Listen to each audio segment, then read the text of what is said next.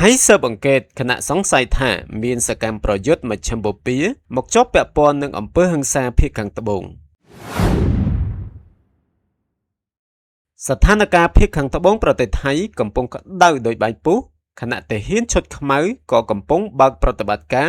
តាមប្រមាញ់មេក្រុមផ្ដាច់ខ្លួននៅលើភ្នំមរណៈដែរក្រោយការវាយប្រហារសម្លាប់ទាហានថៃ5នាក់នៅក្នុងខេត្តនរាธิវត្តឥឡូវស្រាប់តែលេចឮពាក្យចចាមអារ៉ាមនឹងការសង្ស័យថាប្រហែលជាមានសកម្មប្រយុទ្ធមកពីតំបន់មជ្ឈិមបូព៌ាចូលមកពាក់ព័ន្ធជាមួយនឹងអំពើហិង្សានៅតាមបណ្ដាខេត្តភាគខាងត្បូងដែលអាចរុញស្ថានភាពកាន់តែចលាចលជុំវិញបញ្ហានេះរដ្ឋមន្ត្រីក្រសួងការបរទេសថៃលោកស៊ីហាស័កភុងកែតកែវមិនបានទទួលស្គាល់ឬបដិសេធអ្វីទេប៉ុន្តែលោកប្រាប់ទៅក្រុមអ្នកសារព័ត៌មាននៅវិមានរដ្ឋាភិបាលក្នុងទីក្រុងបាងកកនៅថ្ងៃប្រហ័សទី30ខែកក្កដាឆ្នាំ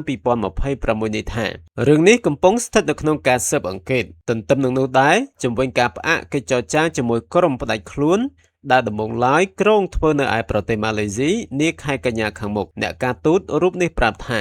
ថៃចាំបាច់ត្រូវការពេលដើម្បីវិយតម្លៃស្ថានភាពសិនមុននេះដែររដ្ឋាភិបាលទីក្រុងបាងកកបានប្រកាសផ្អាកជំនួបស្វែងរកសន្តិភាពនោះទាំងមិនកំណត់ពេលដោយលើកហេតុផលថាអំពើហិង្សាថ្មីនៅភាគខាងត្បូងហាក់ធ្ងន់ធ្ងរខ្លាំងពេកមិនអាចទទួលយកបានលោកថានុតសវណ្ណានន្តានាយកទីភ្នាក់ងារព័ត៌មានសម្ងាត់ជាតិនិងជាប្រធានក្រុមការងារចរចារបស់រដ្ឋាភិបាលថៃត្រូវបានដកស្រង់សម្ដីដោយកាសែតបាងកកប៉ុស្តិ៍នៅថ្ងៃពុធទី29ខែកក្កដាឆ្នាំ2026ថាតាមពិតទៅដំណើរការឈានឆ្ពោះទៅកាន់កិច្ចចរចាគឺប្រព្រឹត្តទៅល្អណាស់ប៉ុន្តែនៅពេលមានការវាយប្រហារនៅថ្ងៃទី22ខែកក្កដាវាបានធ្វើឲ្យរំខាននិងបន្តិចបង្អាក់ដល់ដំណើរការនេះបើតាមការអាងរបស់លោកថានុតអំពើហិង្សានោះគឺធ្ងន់ធ្ងរពេកធ្ងន់ធ្ងរដល់ថ្នាក់មិនអាចទទួលយកបាន